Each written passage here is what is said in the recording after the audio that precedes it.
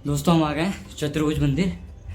ये अपने ग्वालियर फोर्ट के रास्ते में पड़ता है और ये 9th सेंचुरी का मंदिर है। इसको पूरे ठोस पत्थरों से तराश कर बनाया गया था। फिर बाद में युद्ध के दौरान ये ऊपर इसका शिखर क्षतिग्रस्त हो गया था तो फिर से आम पत्थर से बनाया था। यहाँ की पूरी यानी ठोस पत्थरों की नक्काशी इतनी शानदार है, यानी बहुत यूनिक है। मैं आपको दिखाता हूँ और यहाँ पे एक ख़ास चीज़ है वो मैं आपको बताता हूँ। चतुर्भुज मंदिर भगवान विष्णु को समर्पित यह मंदिर किले की ठोस चट्टान को तराशकर बनाया गया है, जो चतुर्भुज मंदिर के नाम से जाना जाता है। इसके शिखर का ऊपरी भाग क्षतिग्रस्त हो गया था, जिसे सादे पत्थरों से पुनः निर्मित करके इसको संरक्षित किया गया है। मंदिर के अंदर मूर्तियों के मुख्य रूप में नृत्य गणेश, कार्तिकेय, पंचांगिन पार्वती, नवग्रह विष्णु, त्रिविक्रम का आंकन मुख्य रूप से उल्लेखनीय है। मंदिर के गर्भगृह में विद्यमान अभिलेख में शून्य का आंकन संख्या के रूप में संभवतः इस क्षेत्र में पहली बार किया गया है।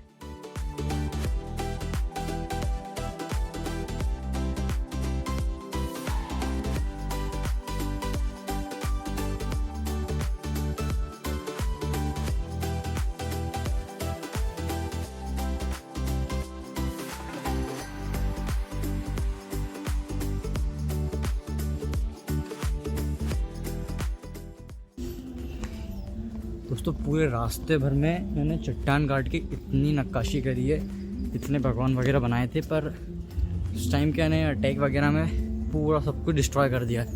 इतनी यूनिक सी चीज़ें बिगाड़ दी है ना कि मैं आपको बता नहीं सकता।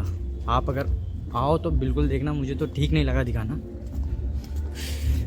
बाकी महल बहुत शानदार है, आज भी टिका हुआ है। आपको चलो दोस्तों अच्छे से और अंदर से दिखाते हैं।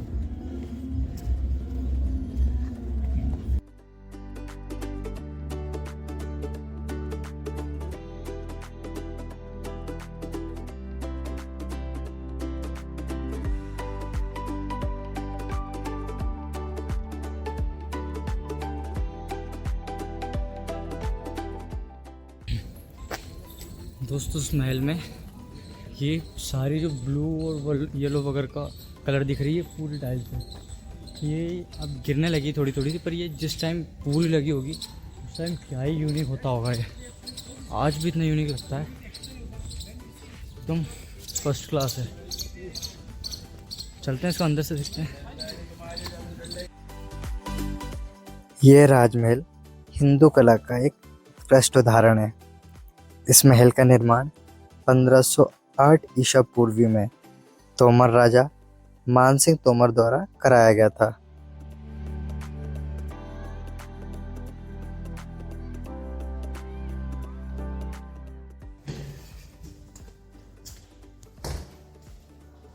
ओह भाई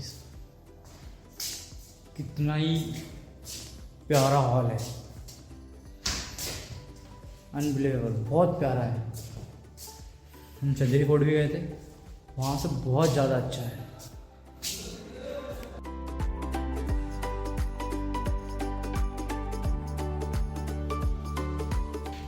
दोस्तों राजा मानसिंह जी का पहले से जो कि हिंदू राजा थे, इनका पूरा जो आर्किटेक्चर है महल का पूरा हिंदू आर्किटेक्ट पे बना है। इसमें बिल्कुल मुस्लिम शैली का यूज़ नहीं किया, इसलिए पूरे यानी ये जो ऊपर जालियों में डांस करते हुए कलाकृति दिख रही है, पूरा हिंदू आर्किटेक्चर पे बना हुआ है।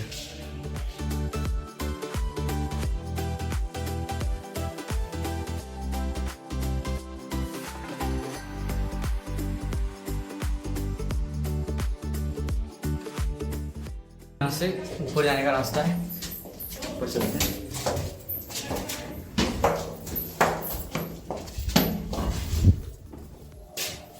यहाँ पे और नीचे जाते हैं, चलिए यहाँ पे पहले ऊपर चलते हैं।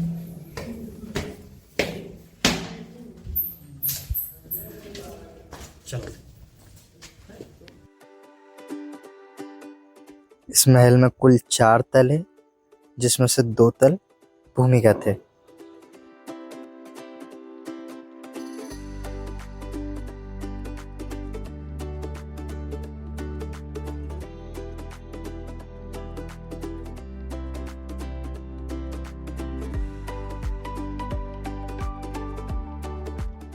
दोस्तों उस टाइम का ये डांसिंग एरिया हुआ करता था। यहाँ पर राजा महाराजा अपना शो करवाते थे और वहाँ ऊपर से बैठकर देखते थे। जैसे मैं आपको एक चीज़ दिखाता हूँ, आगे जो उनका मेन एरिया है वहाँ पर हाथी बने हुए हैं, पर यहाँ पर ये चाइनीज़ ड्रैगन है, क्योंकि यहाँ से कुछ चाइनीज़ ट्रेनर जा रहे थे, उनके द्वारा बनवाया गया था। देखते हैं अंदर और चलते हैं।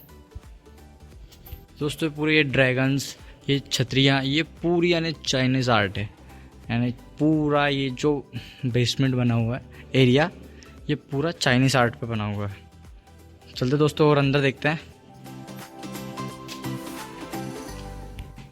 दोस्तों इसका बेसमेंट एरिया है ये, यहाँ पर हम चलते हैं, देखते हैं आगे क्या है।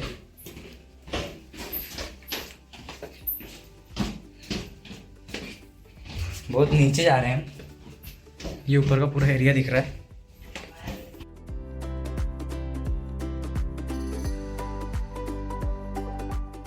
पहले ये टैंक और बड़ा हुआ करता था, तकरीबन 10 फीट चौड़ा और 10 फीट लंबा। पहले ये 8 रानियों का स्विमिंग पूल हुआ करता था, पर जब राजा की मृत्यु हुई तब इस पूल को खाली कर चंदन की लकड़ियों से भरा गया तथा उन लकड़ियों में आग लगाकर 8 रानियों ने जौहर कर लिया।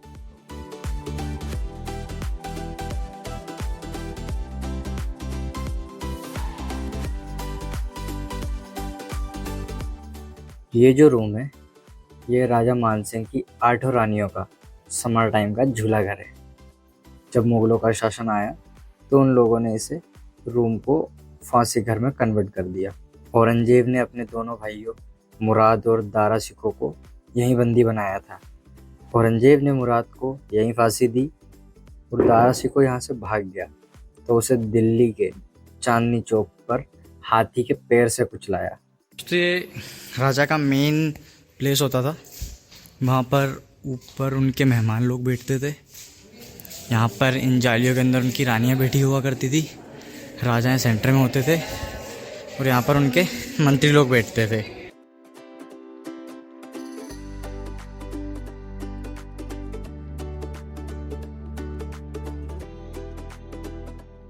उस टाइम दोस्तों यहाँ पे मोर का प्रतीक बनाया जाता था और एक ये हाथी था, जिसमें हाथी, घोड़े का पैर, अपने शेर का पंजा, हाथी का मुंह और कुछ जानवरों का मिक्सचर हुआ करता था। ये उस टाइम की सबसे बेस्ट कलाकृतियों में से एक था। और ये जो लोगो है ये उस टाइम राजा मानसिंह तोमर यानी राजपूत थे, तो उनका उस टाइम ये लोगो हुआ करता था। चलते हैं दोस्तों और आगे देखते हैं।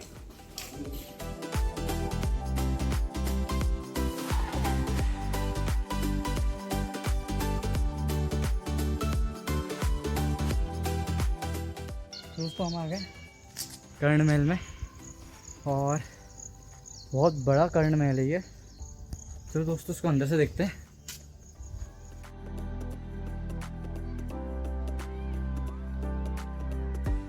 दोस्तों हम आ गए कर्ण महल के हिस्से में, जिसमें पहले ये कुछ रूम्स हुआ करते थे, फिर इनको मुगलों ने जेल में बदल दिया था। ये इसको जेल बना दिया था और ऊपर ये जो रॉड की है जिसमें फांसी वगैरह देते थे। बाकी सब बाहर का दिख रहा है, वो देखते हैं अंदर जो मेन कर्ण महल है वो सामने है। चलते हैं। उनकी सभा वगैरह होती थी, यानी जो उनका कलेक्शन ब्याज वगैरह आता था वो सब यहीं पे होता था। दोस्तों क्या ही व्यू आ रहा, पूरा यानी ग्वालियर शहर दिख रहा है, इतना बेस्ट व्यू आ रहा है ना। तो दोस्तों आपको और दिखाते हैं आगे, पूरा मस्त व्यू आ रहा है। दोस्तों अब चलते हैं अपन मेन कर्ण महल में और इसको अंदर से पूरा विजिट करते हैं अच्छा प्रॉपर तरीके से।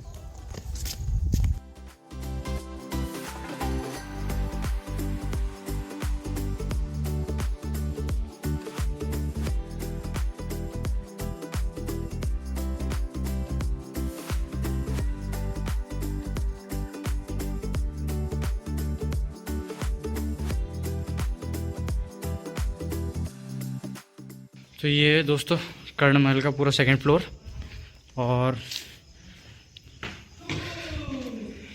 ये यहाँ से पूरे ग्वालियर का व्यू दिख रहा है।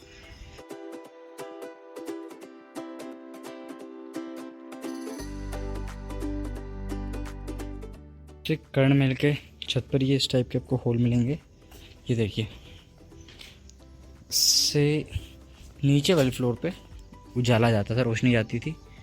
तो ये ऐसे बहुत सारे हैं, हर जगह थोड़ी थोड़ी जगह। और ये बेसिकली उनके एक रहने के लिए यूज़ किया जाता था, उनका पर्सनल पैलेस रूम था। चलते हैं ऊपर, देखते हैं।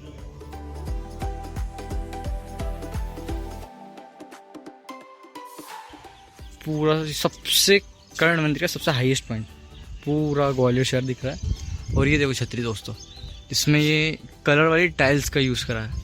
ये पहले पूरे आर्किटेक्ट में इसको यूज़ करते थे, बहुत प्यारा लगता था ये चलते हैं आगे और नीचे एक्सप्लोर करते हैं। राजाओं का ये स्नान कक्ष हुआ करता था, यहाँ पे पानी स्टोर करते थे और यहाँ पर पानी बॉईल करते थे। और ये उनके उस टाइम कुछ रूम्स हुआ करते थे। यहाँ पर हिंदू और मुस्लिम दोनों आर्किटेक्ट का यूज़ किया गया है स्ट्रक्चर पर। ये भी उनके स्नान के लिए यूज़ किया जाता था।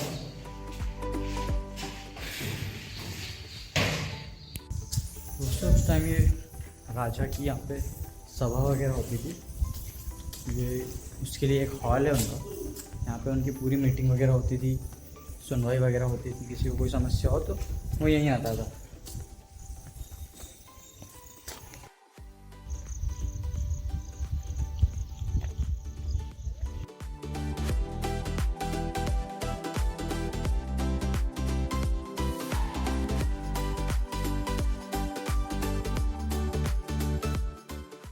दोस्तों आप ये पीछे जो बिल्डिंग देख रहे हैं, ये एक कारखाना है।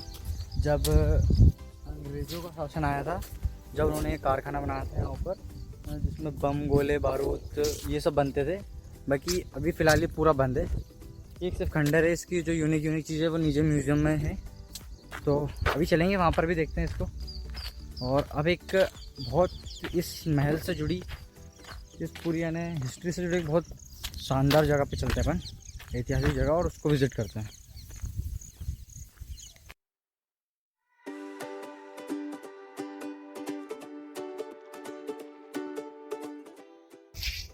दोस्तों ये यहाँ का जौहर कुंड है। जब मुस्लिमों ने अटैक करा था ग्वालियर किले पे, और जब यहाँ के राजा हार गए थे, तो यहाँ की राजपूत जो रानियाँ थी और जो महिलाएं थी, उन्होंने अपने आप को जौहर कर दिया था। इस पूरे कुंड में जलती आग में कूदकर उन्होंने अपनी आत्महत्या कर ली थी। तो ये बहुत ही यहाँ का प्रसिद्ध स्थल है, जौहर कुंड बोलते हैं इसको।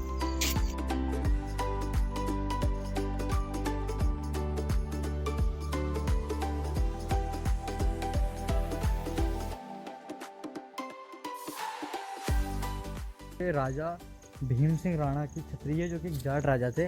इन्होंने इस किले को मुगलों से जीता था। फिर इनकी मराठा से युद्ध के दौरान मृत्यु हो गई थी, तो उसी की याद में ये छतरी बनवाई है।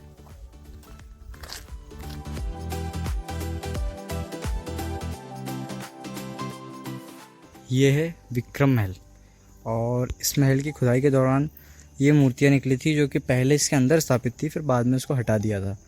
तो इसकी अब पुनः स्थापना करी है यहाँ पर। ये वही मंदिर है।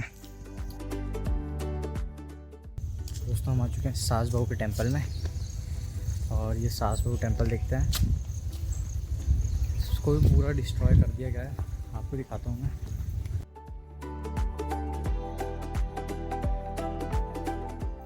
इस मंदिर का निर्माण राजा महिपाल द्वारा 1093 ईसा पूर्व में कराया गया था।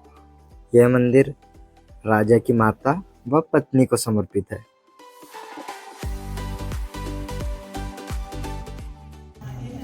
बहुत शानदार है।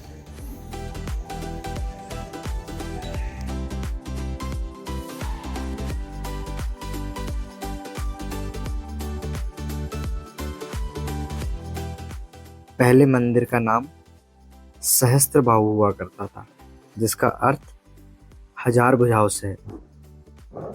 फिर इसे सास बहू मंदिर के नाम से जाने जाने लगा। दोस्तों बहुत यूनिक मंदिर है। इतना आर्ट है इसमें, इतना पूरा ये देखो, पूरा आर्ट है एकदम। प्लेन तो कहीं बहुत ही मुश्किल से दिखेगा, वरना बहुत यूनिक सा है पूरा। यानी यहाँ पे जो कुछ मूर्तियाँ थी वो म्यूज़ियम में पहुँचा दी गई है, क्योंकि यहाँ पे सब कुछ डिस्ट्रॉय कर दिया है। पर पूरा आर्ट है इसमें, इतना ब्यूटीफुल मंदिर है। अगर ये पूरा सही होता ना, कितना ही प्यारा होता। चलते इसको आगे से देखते हैं, बाहर तरफ से।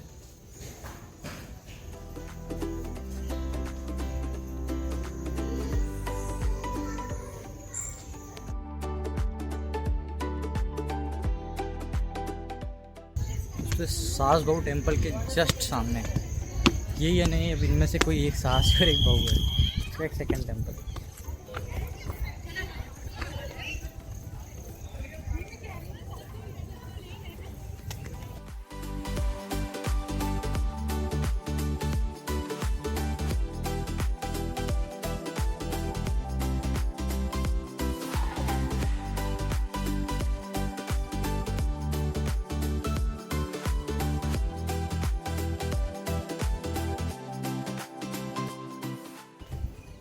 दोस्तों इतना यानी पत्थर का इतना बढ़िया यूज़ करा है इस मंदिर में, बहुत प्यारा मंदिर है। यानी आप आओ, बिल्कुल आना है यहाँ पे, बहुत यूनिक जगह है। दोस्तों यहाँ से एकदम पूरे ग्वालियर का बहुत ही प्यारा व्यू आ रहा है। एकदम आप आएँ तो यहाँ ज़रूर थोड़ा सा अपना टाइम स्पेंड जरूर करना।